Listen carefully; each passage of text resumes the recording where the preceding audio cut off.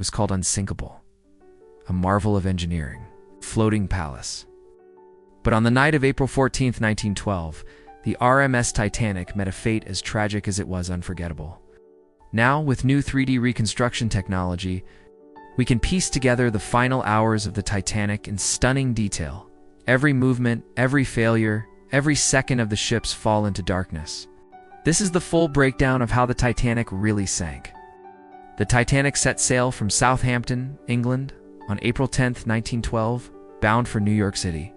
She was the largest ship in the world, over 880 feet long, with 16 watertight compartments and advanced safety features.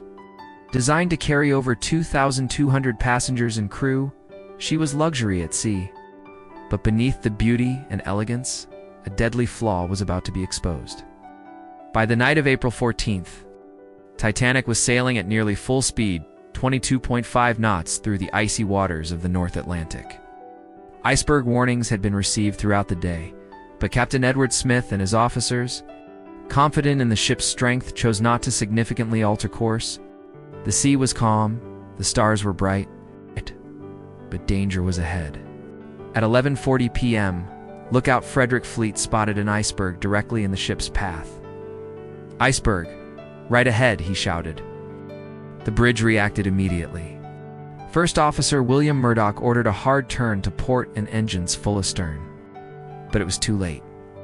The iceberg scraped along the starboard side of the ship, tearing open the hole below the waterline. Now, with 3D simulations based on sonar scans of the wreck and survivor testimonies, we can see exactly what happened next.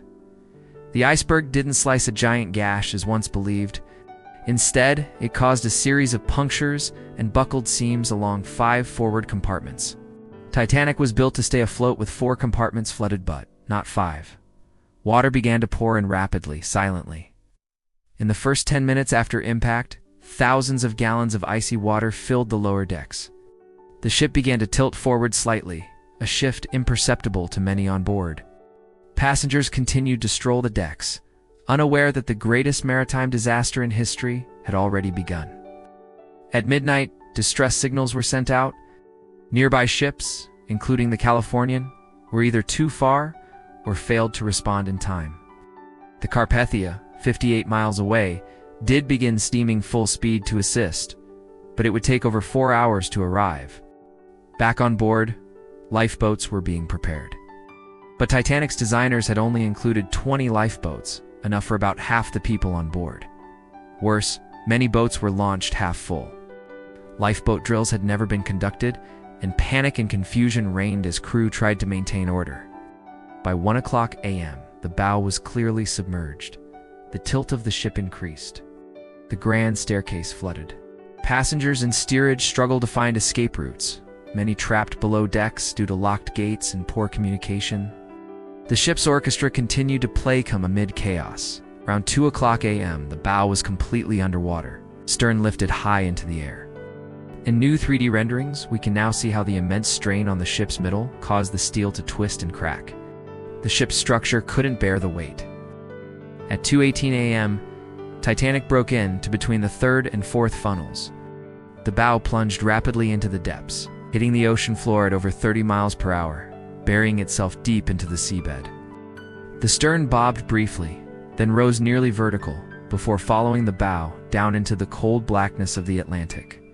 In just under 3 hours, the unsinkable Titanic was gone. Over 1,500 people perished, men, women, and children. Many died instantly in the freezing water. Others clung to debris, waiting in vain for rescue. Only 705 survived, mostly those in lifeboats. The Carpathia arrived just after 4 a.m. and rescued the remaining survivors from the icy sea. Today, new digital reconstructions give us insights never before possible. We can now model how each compartment flooded, how the ship's internal architecture collapsed, and even how passengers and crew moved during the final moments. Every angle, every sound, every fatal decision. Titanic didn't sink simply because of one iceberg. It sank because of a chain of human error, overconfidence, design limitations, and missed warnings. But the legacy of that night reshaped maritime history. In the aftermath, International regulations were overhauled. Lifeboats became mandatory for all aboard. Ice patrols were established. Yet even over a century later, Titanic continues to fascinate us. It was more than a ship, it was a symbol of human ambition, pride, and vulnerability. The grandeur of man challenged by the raw power of nature. With 3D reconstructions, we're not just telling a story, we're reliving it. Every creak of the metal, every step on the tilting deck, every heartbeat of those final hours, it's no longer just a tragedy from the past. It's a vivid, almost living memory, one we can now see unfold in real time.